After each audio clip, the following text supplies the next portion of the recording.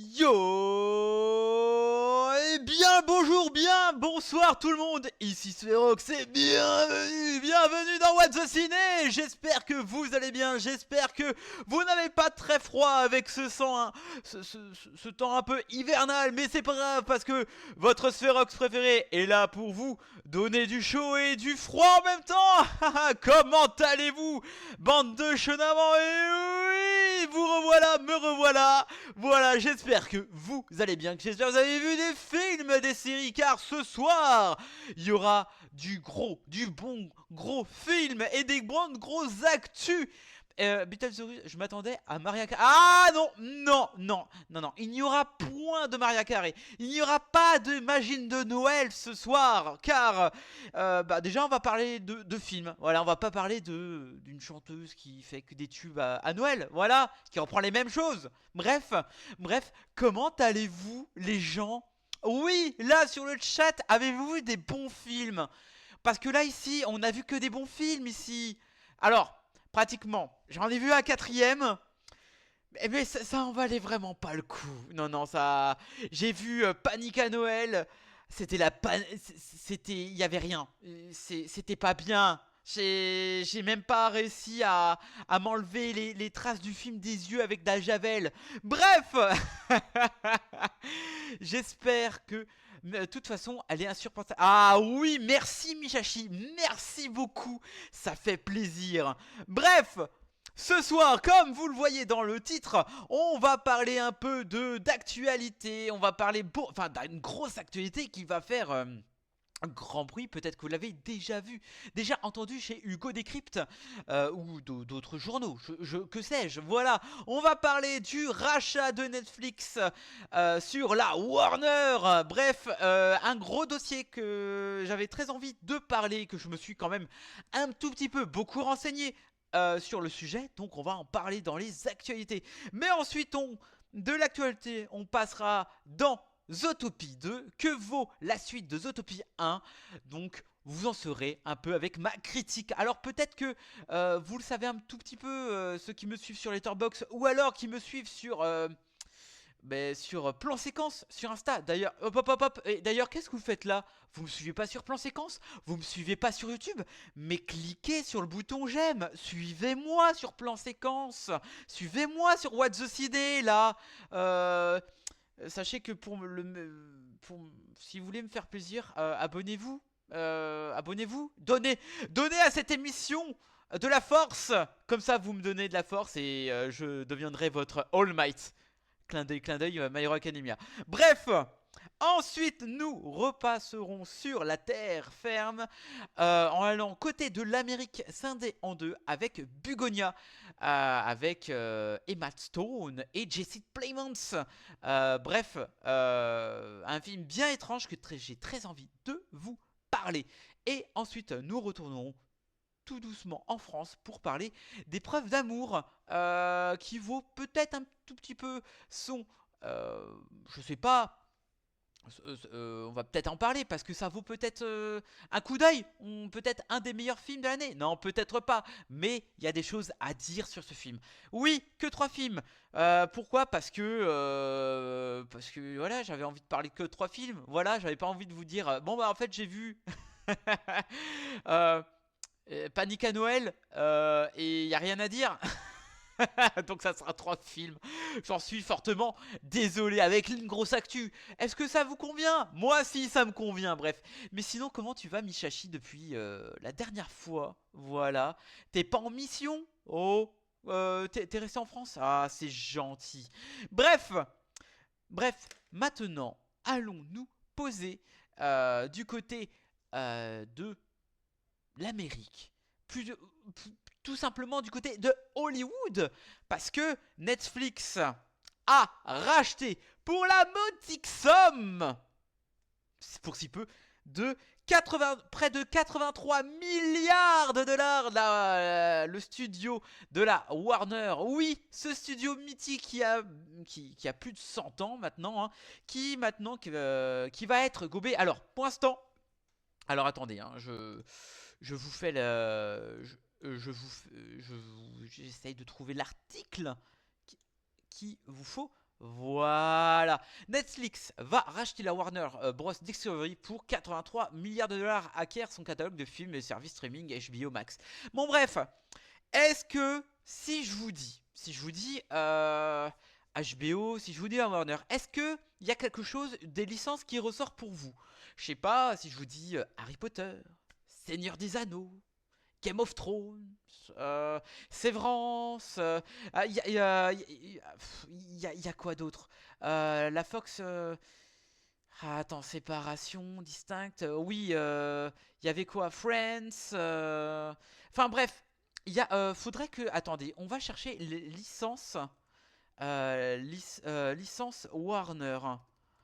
Hop, alors évidemment, il y a le DC Universe. Alors, on va voir. Il y a les Conjuring, les destinations finales. Il y a Evanouie, il y a le film Sinners d'ailleurs. Et Minecraft. Bon, bref, voilà.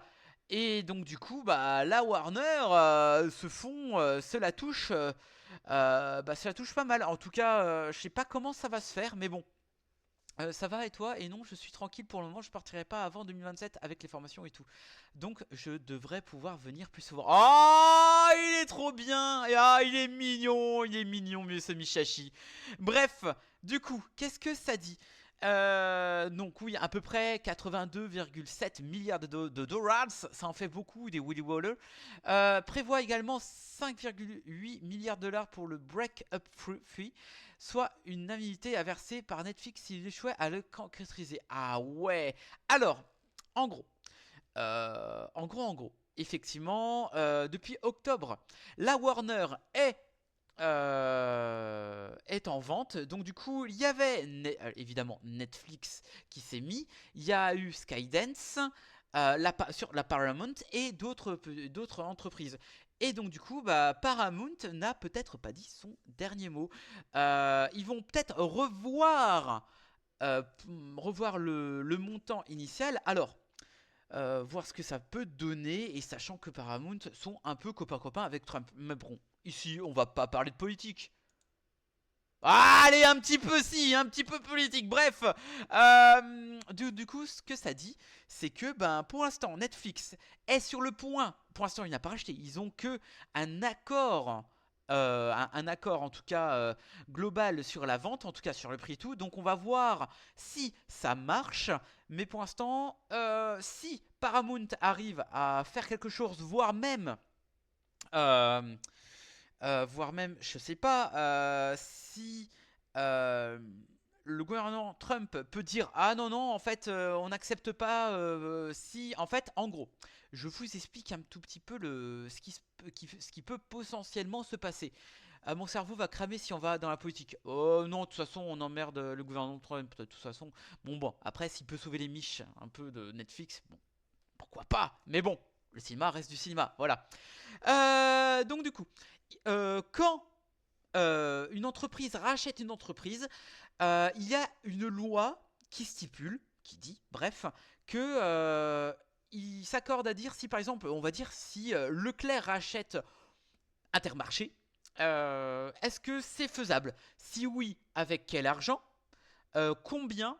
Et si par exemple il n'y a pas le monopole, genre par exemple si Leclerc, je sais pas, rachète Intermarché, ça veut dire que Leclerc aura le monopole sur tout ce qui est tout ce qui est du service de la vente et tout. Donc il y aurait pratiquement plus de concurrence et tout. Donc vous allez acheter vos articles seulement à Leclerc, qu'à Leclerc, qu'avec Leclerc, etc. Donc du coup, voilà. Bref, là, ce qui va se passer, Netflix, qui est un service de consommateur hein, et pas de cinéma. Hein, quand vous allez voir un film de Netflix, vous allez consommer. Vous n'allez pas aller vous n'allez pas aller dans un cinéma voir le film. Voilà. Parce que généralement Netflix ils aiment pas trop le cinéma. Hein, c'est pour ça que Netflix pour eux et comme disait le PDG de Netflix, il disait nous avons sauvé le cinéma parce que nous sommes côté des consommateurs et que pour nous, en tout cas les consommateurs, il dit comme ça, nous sommes consommateurs. parce que le cinéma a changé, la vision des choses a changé. Donc du coup, ben le cinéma doit changer de plateforme et nous sommes là pour la sauver. Et donc du coup, bah maintenant le cinéma c'est surfait. Voilà, c'est pour les dinosaures entre eux. Voilà. Et donc du coup, bah c'est mieux que euh, de consommer un film, regarder un film, voire même une série dans le salon comme ça.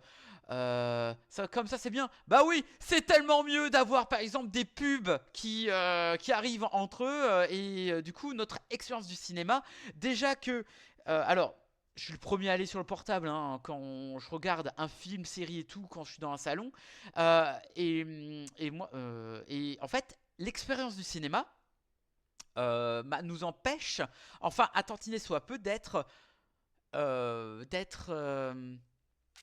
dérangé par nos appareils. Voilà, déjà que bon, moi je sais que je suis beaucoup trop sur le portable. Ça je le sais, je le sais très bien.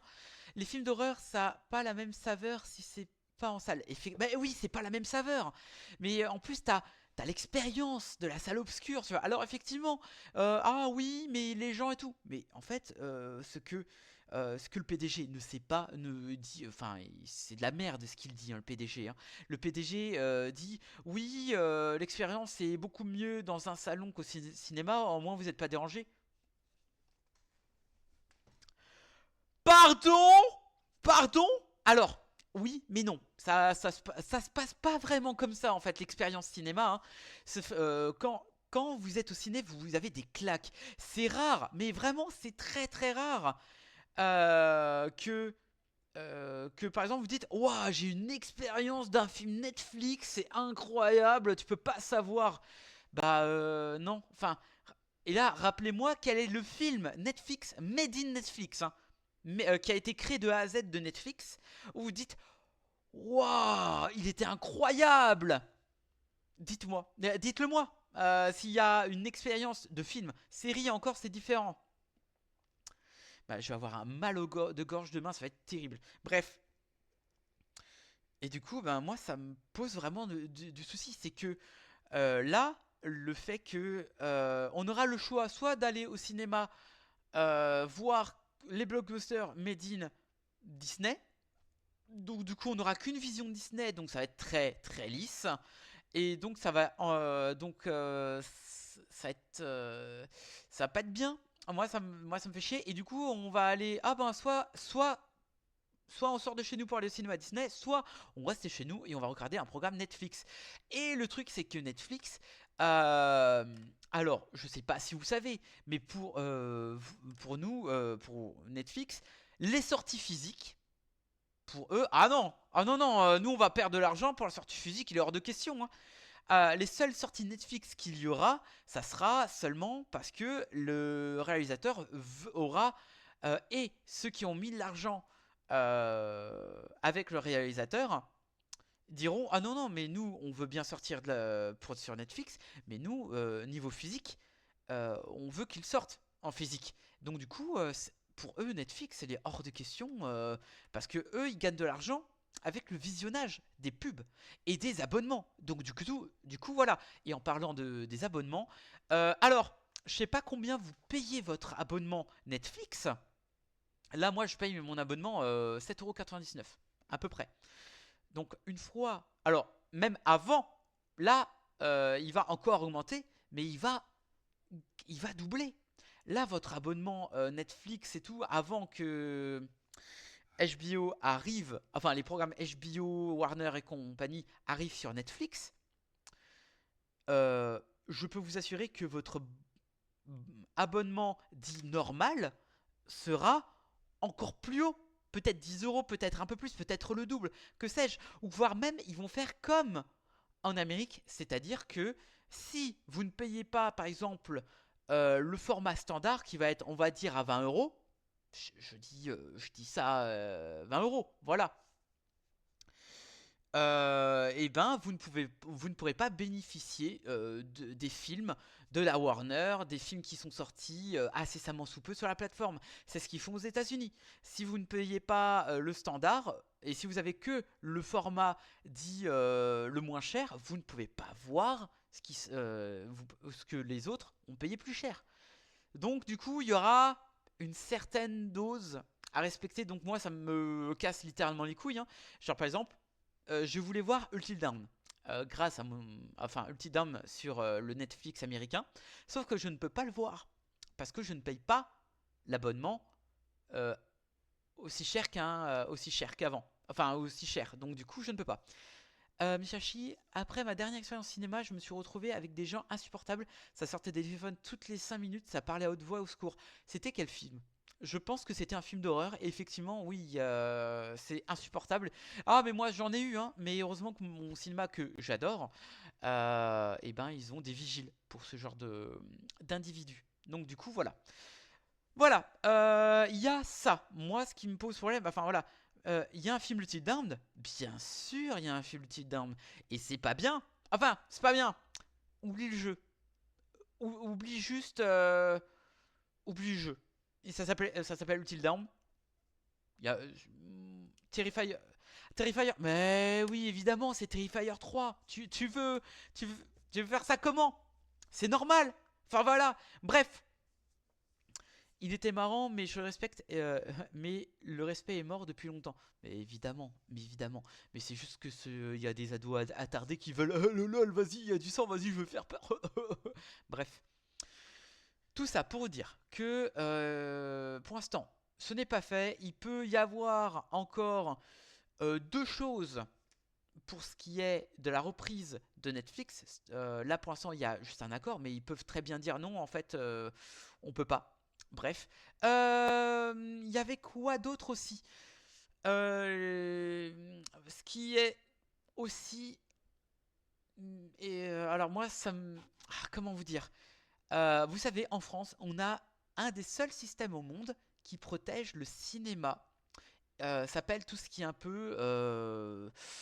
Enfin, je me rappelle plus. Bref, on a un système pour protéger nos exploitants du cinéma, pour protéger nos cinémas, pour gagner, pour que le cinéma français gagne des sous grâce au CNC. Bon, il n'y a pas que avec le CNC, mais grâce à ça, eh ben, certes, on a les films un peu plus en retard qu'avant, mais notre système du cinéma, que beaucoup de pays adoraient avoir, eh bien, ça risque d'être mis en danger à cause de Netflix. Parce que si par exemple, on va me dire que Dune 3 ou Superman 2 sort sur Netflix au lieu du cinéma, comment on va faire nous? Ça veut dire, est-ce qu'il va sortir au cinéma? Alors, là, vous allez peut-être me dire, oui, mais le PDG il a dit que ça va pas trop changer et tout, mais il y aura que la fenêtre de sortie qui va être raccourcie. Ça veut dire de combien? Comme aux États-Unis, de 45 jours. Ensuite, tu le supprimes, tu le mets directement tout VOD. Ça pose vraiment des problèmes. Parce que généralement, enfin, là, Netflix aura une pression monstre à mettre au cinéma français. Donc du coup, bah, qu'est-ce qu'on va faire?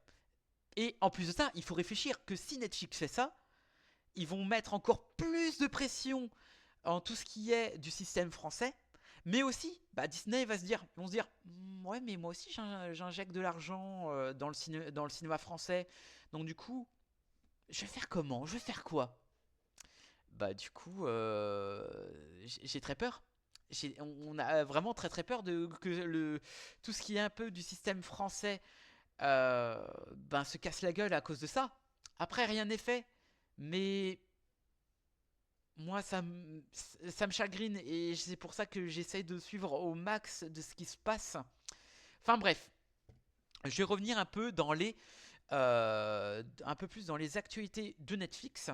Alors, est-ce que vous voyez mon écran? Oui. Alors, on a conclure séparation de CNN, etc. Bon, il n'y a pas que ça. Parce que on vous dit que Netflix a racheté la Warner, sauf que non. Pas entièrement. On va dire que la moitié, mais ils ont pris ce qui rapportait le plus.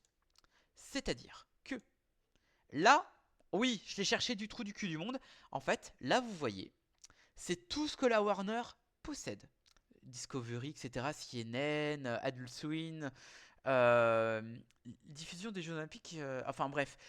Bref, là, ce qu'a fait Netflix, c'est de prendre tout ce catalogue à votre droite. Voilà. La Warner Studio, Warner Bros Télévision, les jeux de la Warner, HBO, HBO Max, New Line, TNT Sports et les diffusions des Jeux Olympiques.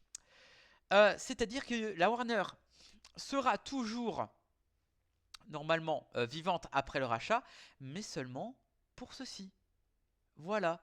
Pour ce qui est de Cartoon Network, ça soit Eurosport, etc. Donc voilà, il faut. Moi, je préfère être dans les détails que plutôt que vous appreniez que plus tard. Donc, du coup, voilà, c'est assez intéressant de se dire qu'ils vont mettre la main à la poche seulement pour ça. Bref. Moi, ça me. Non, franchement, ça me. Je suis un peu. Non, moi, ça me rend triste parce que le monde de la culture se fait attaquer de toutes parts, que ça soit de la politique, que ça soit de part des grandes instances, du consommériste et tout. Donc, en gros, il n'y a plus que la droite qui est en streaming. Oui, oui, oui, effectivement. La droite, tout ce que tu as vu sur le tableau, en fait, tout ce qui c'est ce qui appartiendra à Netflix. Donc du coup, ça va être, si on se tient à ce que Disney a fait avec la... Comment on appelle ça? Avec le studio de la 20th Century Fox. 20th Century Fox est devenu 20th Century Fox Studios. Donc Netflix aura la mainmise sur la Warner Studios, certainement. Donc du coup, voilà.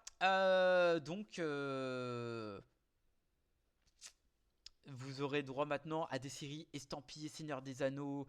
Ah, ça va être différent Seigneur des Anneaux, vu que ça va être Prime et tout. C'est très différent. Après, il y aura des accords très différents, encore une fois.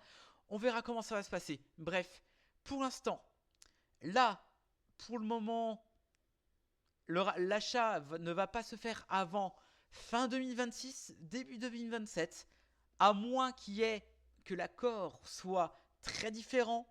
On va voir. De toute façon, on va vous en parler dans le podcast de plan séquence sur Spotify. Voilà. Samedi prochain, normalement. Donc on va voir quand. Ah oui, c'est chiant. Ah, ça va être très très chiant. Je t'assure que là, c'est pour les gens qui en ont rien à foutre et qui veulent dire ah vas-y trop bien, on va voir ça sur grand écran, enfin sur petit écran. Ben t'as rien compris Jean-Kévin encore. Hein. Voilà. Oh t'es chiant Jean-Kévin, t'as toujours été chiant. et et du coup, en fait, ce qui me fait peur, c'est que là, le monde va être encore plus côté américain. C'est-à-dire que les Américains, ça va être beaucoup plus dans vas-y, on consomme, on consomme, on consomme, et on devient encore plus idiot. Et tout ce qui est du format TV, TV, enfin TV, VOD, Netflix et format cinéma, va être tellement bridé, américanisé, que pour tout ce qui est un peu des autres films hors Disney, Netflix, bah, y a qui d'autre? Ouais, bon, Paramount et tout. Donc il y aura quoi? En fait, le truc, c'est que je vois dans l'avenir, c'est que les grosses entreprises, Netflix, Disney, vont racheter d'autres studios, genre la A24. Euh, la A24 par je ne sais pas. Je pense que ces genres de studios, gros petits studios, vont être rachetés et ça va se faire des méga corporations et que plus tard, on ne vivra que par 2, 3, 4 formats. Et que tout ce qui est des films dits indépendants disparaîtra peu à peu et ça va être très très inquiétant. Et encore plus que ça, c'est que ça disparaîtra aussi bien que le format physique. Donc, acheter le format physique, certes, ouais, ça coûte cher, mais la collection vous appartiendra. Et vous aurez des reliques et déjà, ça coûtera cher pour plus tard. Un peu comme les cartes Pokémon, voilà, on ne sait jamais. Mais moi, c'est inquiétant. C'est très très inquiétant. Ça me rend fou qu'on doit prier pour que, enfin, prier entre guillemets, hein, que la Paramount fasse une offre beaucoup plus conséquente que Netflix. Bon, après Paramount, c'est aussi un peu des connards, hein, ils font en sorte que, je sais pas, de blacklister les acteurs qui sont anti-génocide. Voilà, genre Mark Ruffalo, Emma Stone, etc. Bref, ça, voilà, ça c'est autre chose. Bref, on doit choisir entre la peste et le choléra, mais au moins, je préfère choisir quelqu'un qui a encore de l'amour propre pour le cinéma. Enfin bref, j'ai très très peur pour l'avenir. Très très peur pour l'avenir. Bah après, c'est voir ce que ça peut engendrer et ça me fait chier parce que là on vit vraiment un tournant pour le cinéma. Enfin bref. Et pour terminer avec Netflix, nous avons, voilà, hein, encore Netflix, hein, la fin tant attendue de Peaky Blinders, The Immortal Man ou L'Homme Immortel. Le film sera diffusé sur Netflix, voilà. Bon après voilà, c'est parce que c'est une série, etc. Le 20 mars sur Netflix et normalement peut-être potentiellement. Attends, pourquoi ça me met le 20 mars là? Je comprends pas trop. Mais enfin, bref, c'est pas grave. Attends, à moins que j'ai mal compris. 6 mars. Ah, le 6 mars en streaming sur Netflix. Le 20. Ok, ça n'a aucun sens. Bref. Peut-être le 6 mars dans quelques salles aux États-Unis et en Angleterre. Et le 20 mars, sur Netflix. Voili voilou. Bref, j'espère que vous avez apprécié cette session un peu dommage, vas-y, l'avenir fait peur, mais bon, on va croiser les doigts. Voilà tout.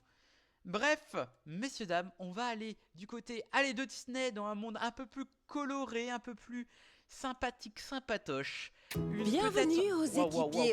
Calme-toi. Bande annonce, calme-toi.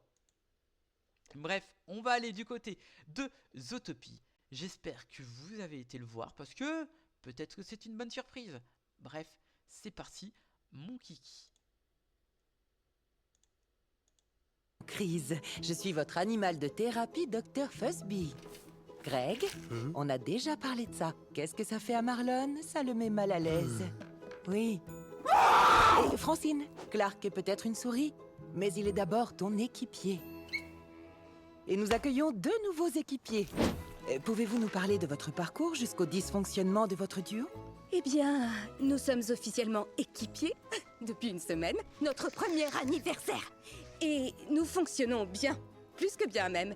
Et nous avons, genre, sauvé une ville, donc notre présence ici ressemble à un énorme malentendu. Notez qu'elle a répondu en premier, empêchant son équipier de parler et qu'elle tape du pied pour réprimer son inconfort. Et observez la raison de son inconfort, représentée par l'affectation déconnectée de son équipier émotionnellement instable. Oh. Très bien. Commençons par saluer notre équipier. D'accord, malheureusement, Karen a choisi de voir le sourire de Joël comme un signe d'agression. On se calme, Karen. Karen, on se calme. Sortez le tuyau d'arrosage.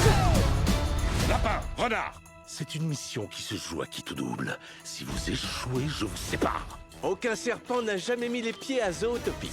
Ups et Wild? Wild et Ups, une équipe de rêve. Désolé, Paul. 1, 2, 3, 4.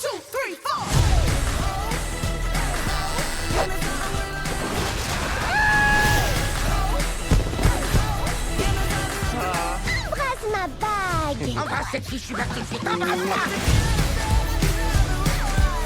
Il y a un serpent!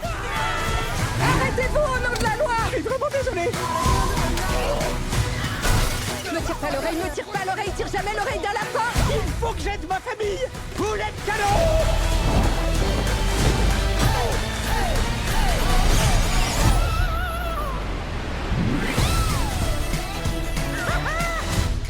Franchement, c'est pas ta plus mauvaise idée. Waouh, ce serait presque un compliment. La plus mauvaise, c'est ce que t'as fait avec tes oreilles. J'ai rien dit.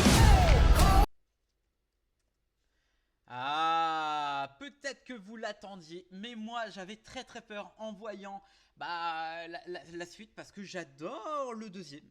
Franchement, le premier, en tout cas, je sais pas si vous avez adoré le premier film sorti en 2016. Mon Dieu, ça a 9 ans. Je me sens si vieux, hein, on perd mes cheveux. Oh, Went. Bref, les agents de police Judy Hopps et Nick Wilds doivent suivre la piste sinueuse d'un mystérieux reptile qui arrive à Zootopie et met la métropole des mammifères sans dessous-dessous. Bref, alors avant de parler du deuxième, il faut que je vous parle un peu du premier. Oui, voilà, je ne vous cache en rien que j'ai adoré le premier opus. Est-ce que je l'ai dit, redit? Mais totalement, oui. Bref, c'était assez rafraîchissant, avec des personnages hauts en couleur, avec vraiment le côté vivre ensemble, avec le côté très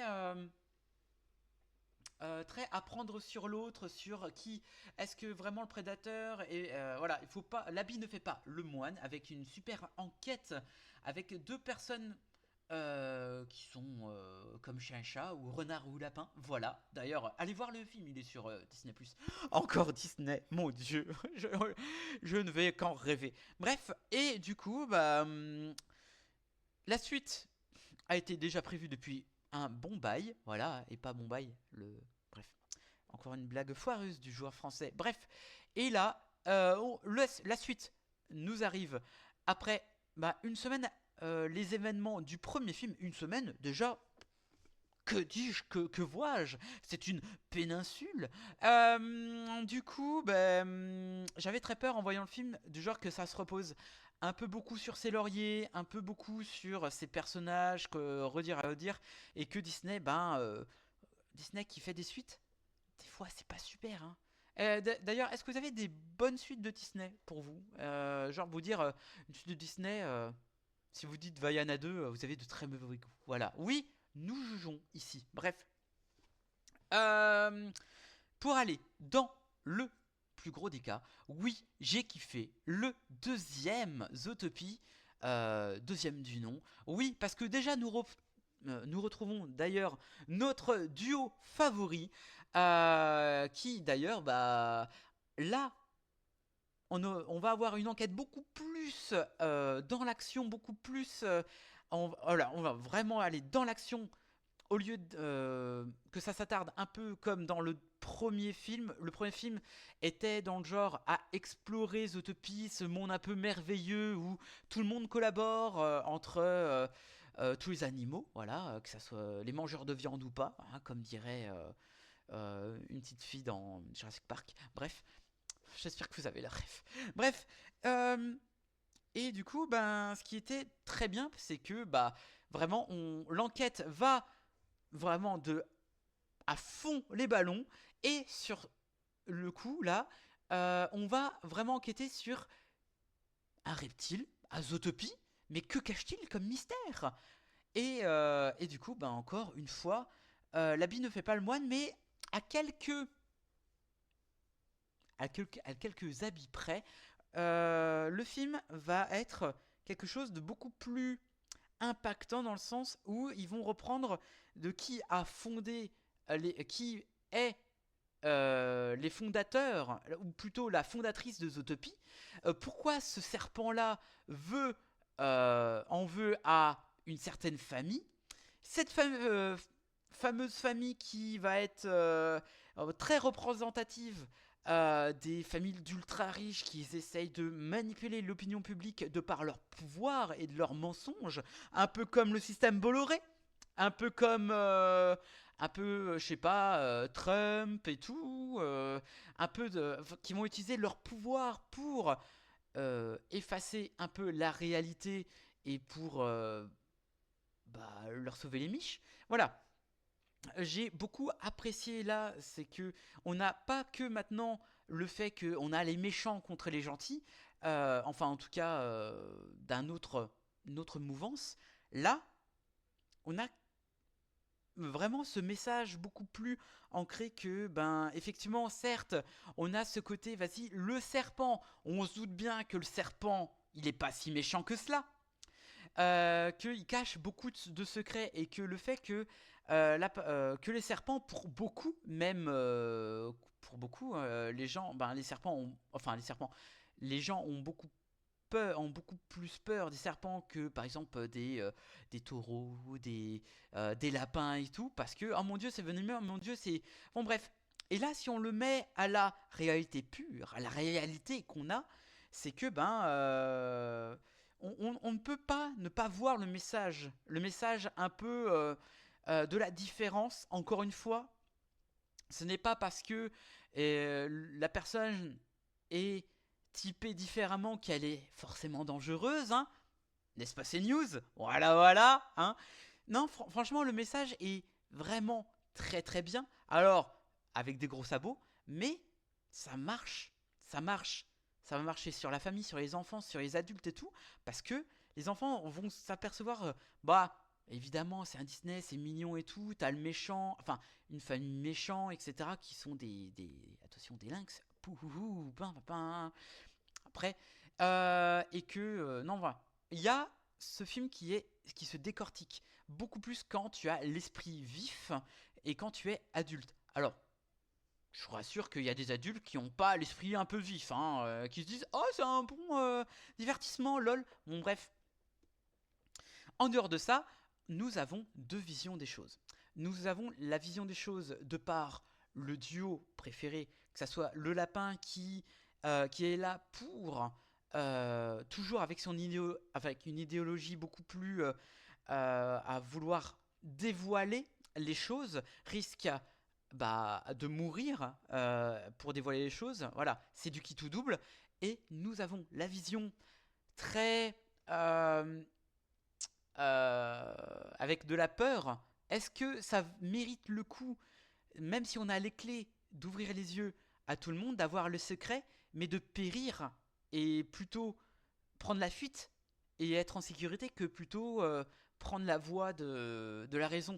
Et c'est très intéressant de voir cette alchimie et entre les deux personnages avec cette division des choses en fait, parce qu'ils ils n'ont pas le même principe, ils n'ont pas la même chose cette même chose, cette vision des choses. Est-ce qu'ils vont pouvoir coexister? Et donc ça c'est vachement bien, voilà. Et surtout que alors avec cette enquête on va s'apercevoir de par la découverte des autres endroits de Zootopie qu'on n'a pas vu. On en voit combien? Le marais, on voit un peu le blizzard, on voit aussi un peu les souterrains. Franchement, c'est très chouette. Et je peux que vous dire d'aller voir ce film.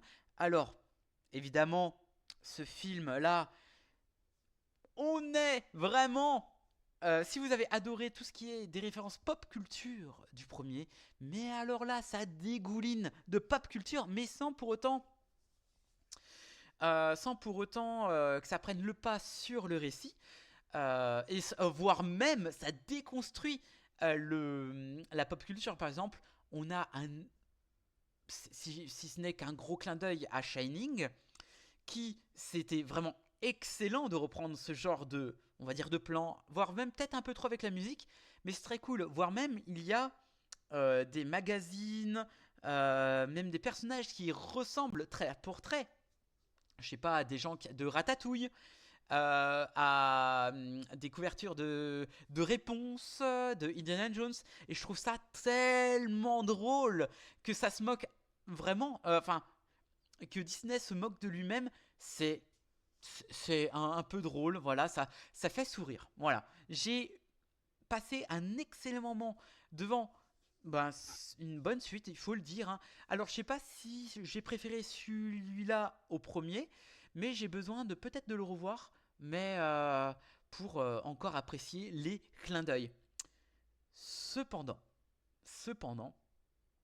je trouve que par rapport au 1, il y a beaucoup de choses, il y a beaucoup du genre ah, comme par hasard, ils atterrissent là. Ah, par hasard, il y a la personne qui est là. Il y a beaucoup de hasard en fait qui fait que le scénario, bah, il n'est pas contre eux en fait. Et on n'arrive pas à s'inquiéter des personnages. Je dis, voilà, peut-être que je trifouille, peut-être que je suis un peu trop sur le fait, genre, oui, c'est un film, donc on doit le critiquer en tant que tel, mais je suis désolé, il n'y avait pas ce genre d'erreur dans le premier, et moi c'est un peu dommage, parce que en fait l'impression que ce film, tu joues au JDR, et ils font des récits critiques, genre par exemple, ils prennent un MacGuffin, un objet qui va permettre d'offrir quelque chose de bien à un personnage. Cet objet tombe pratiquement aux abords, à côté de la personne ou qui ils en ont vraiment besoin. Un peu comme si je vous disais que voyez la scène de Harry Potter et la chambre des secrets, quand Harry a l'épée de Godric Gryffondor, Cédric Godric Gryffondor, et ben c'est à peu près la même chose, et c'est un peu dommage, voilà. Bref, je n'ai pas boudé mon plaisir devant ce film. Niveau musique, peut-être un peu moins, le point est un peu moindre, mais ça passe quand même si on a toujours la même scène à la fin avec le concert. Bref, et sinon, ça tease très fort sur un troisième opus qui va se passer, je sais pas, certainement avec des oiseaux. Voilà. Ah, on a... pardon. Encore une fois, on va faire des enquêtes. Dans des endroits qu'on ne connaissait pas de Zootopie. Bref, on va voir qu'est-ce que ça va donner. Voilà. Je sais pas si vous allez voir, si dans ce cas-là, allez le voir, parce que c'était vachement cool, Zootopie. Allez le voir, j'ai passé un très bon moment. Bref, je sais pas si dans le chat vous l'avez vu, mais sinon, ouais, c'est cool. Et alors, on a beau critiquer Disney, mais il faut le dire que Disney, des fois, quand ils font des bonnes choses, il faut le dire. Voilà. Et la prochaine sortie de Disney, je crois que c'est Vaiana, remake live. J'ai très très très peur. Bref. Messieurs, dames, maintenant, si vous n'avez pas d'autres questions à faire, on va aller du côté des États-Unis maintenant. Et on va aller du côté avec un super réalisateur grec. Je crois qu'il est grec. Lantimos avec Bugonia, avec Emma Stone. Désolé, j'ai ma voix qui part un peu en couille, mais c'est pas grave. Bref, je vous aime quand même. C'est parti pour Bugonia et la bande-annonce, messieurs, dames. Oui. Bonjour Cory. Bonjour Michel. Je suis persuadée qu'une entreprise doit amener de la diversité dans ses équipes pour potentialiser la diversité des compétences. Et à chaque fois, je me plante. C'est quoi déjà? Compétences et identité. Pour porter une nouvelle génération. Ok. On la refait. Ils veulent te faire croire que c'est nous, qu'on a construit ce monde. Mais c'est eux depuis le début.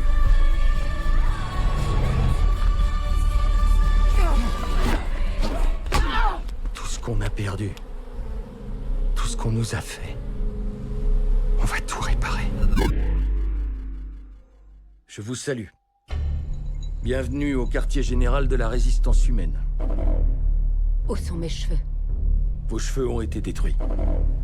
Pour que votre vaisseau ne vous contacte pas. Mon vaisseau, pardon?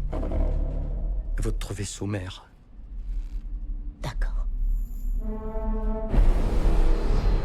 Dans les prochaines 48 heures, la police et le FBI vont lancer une immense chasse à l'homme. Je suis une femme PDG très médiatique. Je suis essentielle. En toute modestie, cela s'entend. C'est un peu comme enlever le gouverneur, mais en pire. Il n'y a aucun scénario possible dans lequel vous tireriez profit de cet incident. C'est très fort. Mon pouce est emballé.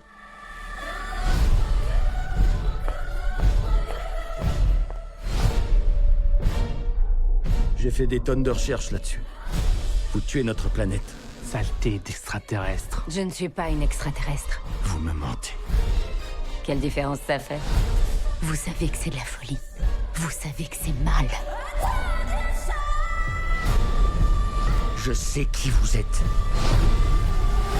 Je sais ce que vous êtes.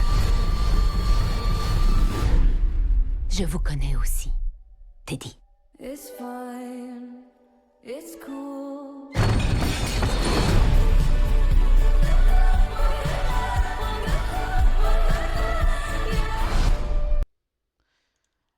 Ah oui, on change, messieurs, dames, on change d'univers. Alors, que se dit les synopsis? Deux jeunes hommes obsédés par les théories du complot enlèvent la PDG d'une grande entreprise, convaincus qu'elle est en réalité une extraterrestre dont la mission est de détruire la planète Terre. Alors, déjà, il faut que je vous parle un peu de Lantimos. Lantimos qui, je trouvais, dans ses dernières œuvres... Alors, je crois que j'ai vu que... Alors, la Prodige, que j'ai kiffé toujours avec Emma Stone. Canine, que je me rappelle plus trop, mais je me rappelle encore de certaines scènes qui faisaient froid dans le dos, mais qui étaient aussi très étranges. Ensuite, c'était Pauvre Créature, ou Pauvre Créature, hein, disponible soit sur Netflix ou Disney+. Putain, j'en peux plus de dire Disney+, et Netflix. J'en peux plus. Bref. J'apprécie son travail. Alors, je n'ai pas vu Kind of Kindness encore pour l'instant, hein, mais je suis pas sûr d'aimer. Bref, qu'ai-je pensé de Bugonia? Alors, je trouve que le duo entre Emma Stone et Jesse Plemons, en tout cas cette dualité, apprentissage, que sais-je, marche terriblement bien. Non, vraiment, on a deux figures américaines. L'un est, comment dirais-je, un peu en marge de la société, qui croit vraiment en beaucoup de théories du complot, etc., vu qu'il a été abandonné par beaucoup de personnes, et donc il va se réfugier dans un peu dans son délire, un peu vas-y, il y a les extraterrestres et tout. Et nous avons aussi un personnage haut en couleur, Emma Stone, qui va plus être une espèce de image, une espèce de PDG, un peu une raclure un peu antipathique, qui vit un peu au sommet du monde. Donc du coup, c'est très intéressant de voir deux aspects d'Amérique s'affronter, mais dans ces deux aspects, en fait, tu n'arrives pas vraiment à aimer ces personnages. En fait, tu comprends le pourquoi du comment ces deux personnages sont, surtout plus Jesse Plemons qui a été abandonné, et que de par le fait que malgré ce qu'il va faire subir à Emma Stone, la PDG, c'est inquiétant, mais tu comprends que en fait, plus tu appauvris et moins tu as de scrupules à faire les choses, et tu as envie de te, sous forme de vengeance et de forme de tu crois vraiment ce que tu apprends, et là tu vois un espèce de spectacle entre deux personnes vraiment affreux. Mais le pire dans tout ça, c'est que en fait, au fur et à mesure de ces 2 heures, on va dire 1h30, voilà, tu es entre l'absurde, la critique sociale, satire. Ah, et il faut dire aussi que Begonia est un remake du film coréen Save the Green Planet. Donc je n'ai pas vu, mais prennent beaucoup, un peu de liberté, mais sauf la fin, apparemment. Il a joué dans Breaking Bad d'ailleurs. Oui, justement, c'était un de ses premiers rôles connus. Donc ça fait très drôle de le revoir. Étant donné que Breaking Bad, je l'ai vu il y a quelques temps. Il était tout jeune, tout frêle et tout. Oh, il était tout mignon. Et là, tu le vois en marge de la société. Ah, c'est affreux. Ah, mon Dieu. Bref. Et non, franchement, t'as un peu de compassion. je crois que c'est le pire. Le film, tu as de la compassion à la fois pour ces deux personnes assez horribles, un peu antipathiques. Et après, tu sais pas si te berne de par est-ce que Emma est vraiment une extraterrestre? Est-ce que il est vraiment dans une espèce de paranoïa ou qui va vraiment à fond? Enfin, c'est très étrange quand même. Mais de par cette absurdité, il y a quelque chose de beaucoup plus ancré. Genre par exemple, on a Jesse Plemons, on a et son frère, cousin, ouais, c'est son cousin et tout, qui est aussi demeuré. Mais en fait, ça me choque pas parce que t'as des personnes aussi demeurées qui sont comme ça. Hein. La preuve, ça vote extrême droite, mais bon. Bref, pardon, pas de politique, pardon. Et du coup, ben, le film nous montre à quel point on peut être tellement paumé dans la vie. En dehors de la société, on est paumé, que ça soit par l'argent ou de par le pouvoir. Et ça, c'est très très fort. Et je pense que j'ai plus aimé. En fait, le film aurait dû faire, alors peut-être un peu long, aurait dû faire 1h30 au lieu de 2h. Et je pense même que la toute fin, ça va beaucoup trop dans le délire. Et je pense qu'il aurait été fallu avoir une fin outre que un des deux personnages a raison. Je peux pas en dire plus, hein. Mais pour moi, j'ai le gif de Sardoche, genre, mais c'était sûr en fait, c'était sûr. Bref, mais je trouve que ça va un peu, c'est un peu dommage. Ça fait très, ça prend à partie, alors que le film aurait été beaucoup plus intéressant dans le sens où aurait laissé quelques indices que plutôt, tiens, ça, c'est le véritable message du film. Et c'est un peu dommage.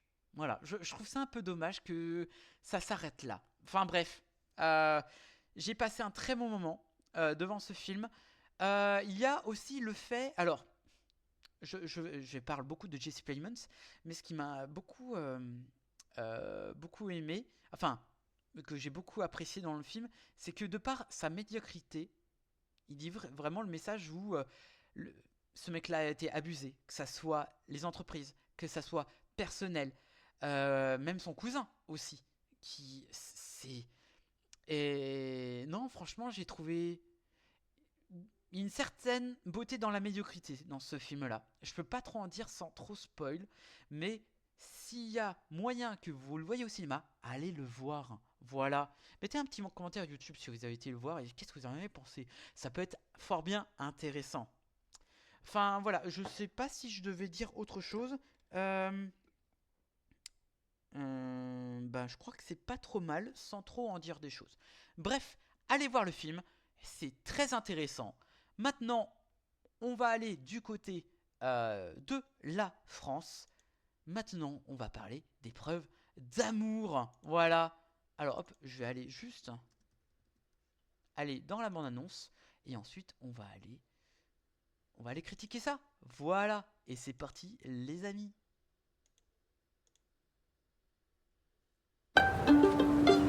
On va avoir un enfant en fait. Un enfant qui va être là tout le temps, tous les jours.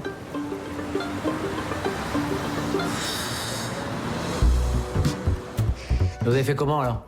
On a fait l'amour. Non, mais oui, non.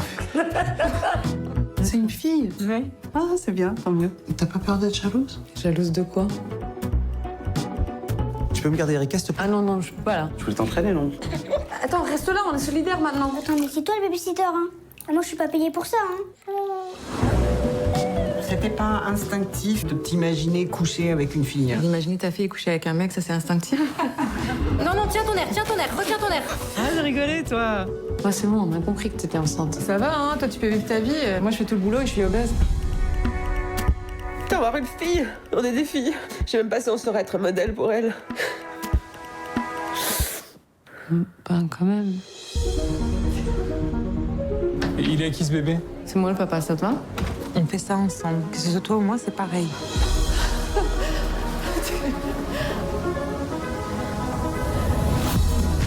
C'est merveilleux d'être enceinte.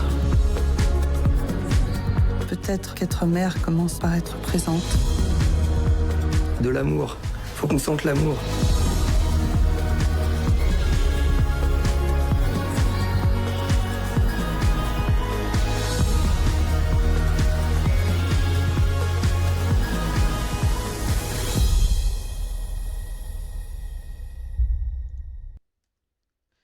Ah bah ça, je vous l'avais dit, on va changer. Hein.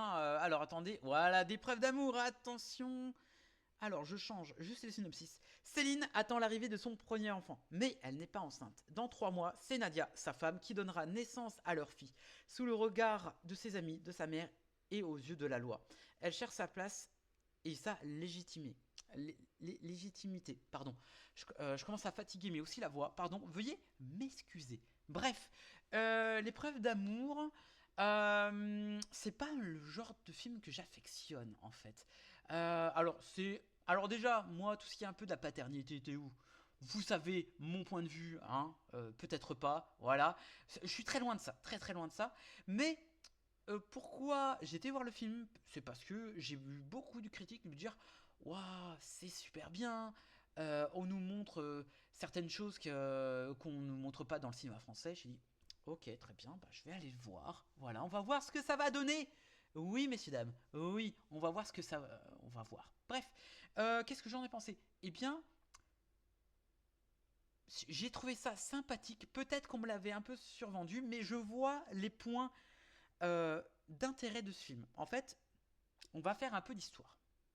Souvenez-vous, il y a plus de 10 ans, il y avait une loi qui disait que il y avait le mariage pour tous.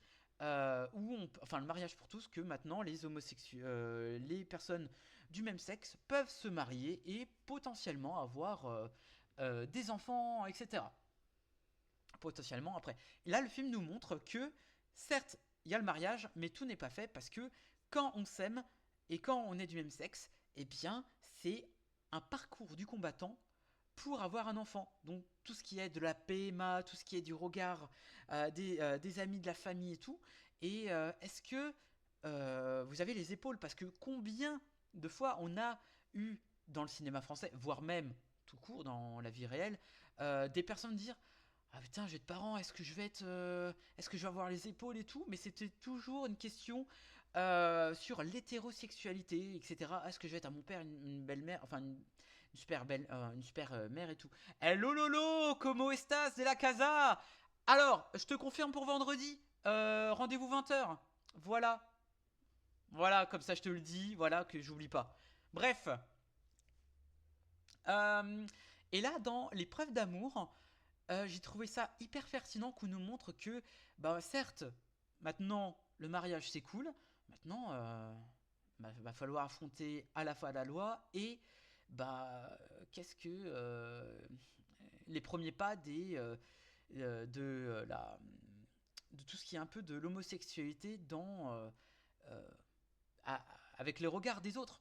Et ce qui était intéressant, c'est que c'était pour moi, alors bon, beaucoup la loi et tout, mais surtout par rapport aux familles. Là, on tient une famille et en fait, il y a une scène qui m'a un peu arraché et comme beaucoup. Genre par exemple, alors je sais pas pour vous, renavré, j'ai eu un appel de la Madré urgence prioritaire. Pas de problème, tu rattraperas ça sur YouTube. Hein, attends, j'ai pas entendu, tu me diras à la fin, t'inquiète, je ne veux pas t'interrompre. Ok, ça marche. Et du coup, ce qui était pertinent, je vais prendre quelques scènes. Je vais prendre la scène où il y a un repas de famille. Où encore pour beaucoup de familles, l'homosexualité, mon Dieu, ma fille, je veux pas que tu me présentes ta copine ou ton copain, etc. Parce que homosexuel. Alors, vous imaginez même pas. Là, le film nous retranscrit ça il y a encore quelques années, pas maintenant, vous voyez. Et ce qui est très dur, c'est de reprendre des réflexions homophobes dans une famille pour dire genre par exemple, vous voyez la photo de famille. Voilà, pour dire la famille, mon Dieu, on doit se souder les coudes et tout. Là, il y a eu des attaques frontales avec de l'humour et tout. Même avec de l'humour, ça passe pas. Et bien là, il y avait de l'homosexualité. des blagues homophobes, pardon, sous couvert d'humour, abjectes dans la famille. Et pour dire, waouh, mais... Et là, Monia Choukri, qui fait la mère, qui fait la parent enceinte, je peux vous assurer que là, on voit vraiment, c'est une attaque envers son gosse, mais aussi son couple. Et c'est dur. Je sais pas pour vous si vous avez eu affaire, quand vous avez invité des personnes, je sais pas, amis ou copains, copines, qui étaient pas que votre famille n'aimait pas. Et du jour, et en fait, bah, de par comment je pourrais dire, une question de genre, voilà, c'est les faux semblants, devant le sourire et derrière c'est de la critique, ça, vous le voyez dans toutes les familles, vraiment. Et là, waouh, c'est compliqué. Ou par exemple, par l'aspect aussi amical, tu te reçois aussi des attaques un peu homophobes, du genre oh, c'est qui fait qui met la culotte, ah mais du coup c'est qui le père, non mais vraiment c'est qui le père, non mais franchement, mais en fait ce film-là nous montre vraiment les 3 derniers mois de la grossesse, mais c'est assez horrible de par vraiment cet aspect, de par les papiers. Mais là, c'est horrible de se prendre à chaque jour. Déjà, c'est très dur pour la grossesse physiquement, de genre par le manque de sommeil, les moqueries, la pression que tu dois avoir sans faire de fausses couches. Parce qu'imaginez. Et surtout que ça tire sur le couple que vous voyez à l'écran. Enfin. Et surtout qu'on va parler du couple. C'est mignon. Les deux personnes sont mignonnes, hein. Que ça soit... alors attendez. Ella Ruff et Monia Choukri, je les trouve vraiment mordantes. Mordantes dans le sens où on les voit par moments souffler, genre on est vraiment dans leur vie. On comprend leur combat, leur pression et surtout leur moment de calme, leur moment de vas-y, on décompresse, on va en boîte, on décompresse et tout, et c'est vachement bien. Enfin, c'est bien. J'ai l'impression d'encenser vraiment le film, mais étant donné que pour moi tout ce qui est un peu paternité et tout, je suis pas trop touché, mais je comprends que ce film nous veulent montrer leur combat, mais aussi, c'est ce que je n'ai pas dit, c'est aussi que, de par une des parents, on va parler aussi des parents un peu absents. Des parents qui de par leur métier, de par outre, eh ben, n'ont pas eu vraiment l'aspect, l'amour qu'ils auraient espéré et qui ont très peur de demander des choses. Parce que bah, ils sont pas très proches. Comment ils vont se lier? Parce que y aura quelque chose entre une question de comment pourrais-je dire, sans passer de travers, la question de la parentalité. Qu'est-ce que ça représente? Est-ce que vu que je suis différente et que moi je t'en veux de pas avoir été là présente, mais j'ai besoin de toi quand même. Et ça, c'est plutôt bien. Bon, malgré, je trouve un peu très bobo, le film. Très bobo parisien, dans le sens... oui, bah ma mère, elle est ultra... elle est très connue dans tout ce qui est un peu concert et tout, philharmonique. Oh là là, j'ai dit... Ouais, c'est un peu trop bobo, je trouve. Mais bon, bref. Mis à part ça, j'ai trouvé ça très cool, très sympathique. D'une durée de quoi? De 1h40. On passe un peu du rire à un peu d'émotion, mais l'émotion un peu moins. Enfin, parce que ça m'a pas plus touché que ça. Peut-être que on m'a peu trop survendu la chose, mais je pense que Laureline, oui, toi, Laureline qui est dans le chat, oui, toi, vous, dans les commentaires, peut-être vous aussi dans les viewers YouTube, vous aurez peut-être quelque chose de beaucoup plus attrayant que moi. Voilà. Peut-être, hein, que sais-je. Enfin bref, voilà.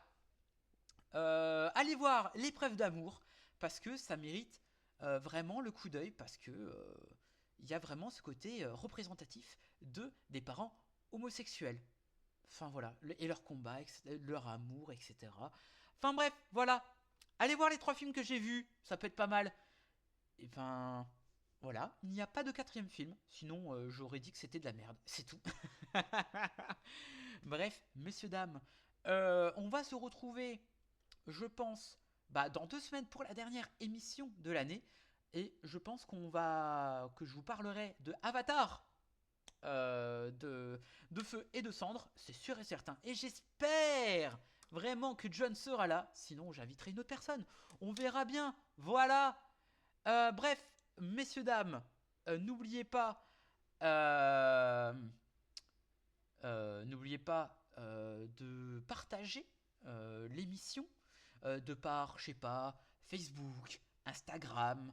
Partager l'émission parce que ça serait bien voilà, un peu de pub pour mon cadeau de Noël. Voilà, un peu de pub, ça me ferait ça me ferait beaucoup de bien. Ça me ferait, voilà. Tu peux au moins dire que les souris étaient mignonnes. Oui, Panique à Noël, les souris étaient mignonnes, c'est tout. Voilà, ça s'arrête là. Il est pas déjà sorti? Ah non, non, non, il sort le 17. Voilà. Donc dans 2 semaines, on ira le voir avec Beetlesaurus. Voilà. C'est sûr et certain. Voilà. Bref, messieurs, dames, faites de la pub, s'il vous plaît. Ça me ferait un énorme cadeau pour What the Ciné. Et ça me ferait plaisir d'agrandir le cercle de votre cinéphilie. Et oui, déjà. Bref, je dis beaucoup de bref et je suis désolé. Je vous fais des bisous, les gens. On se retrouve dans 2 semaines. Dimanche. Attends, que je regarde. Dimanche 21. Voilà. Bisous. Mais c'est passé ou le 10 ans d'attente entre chaque film? On vous en parlera. Voilà. Et il faut être là, présent, pour savoir le pourquoi du comment il est arrivé 3 ans après. Voilà. Je vous fais des bisous.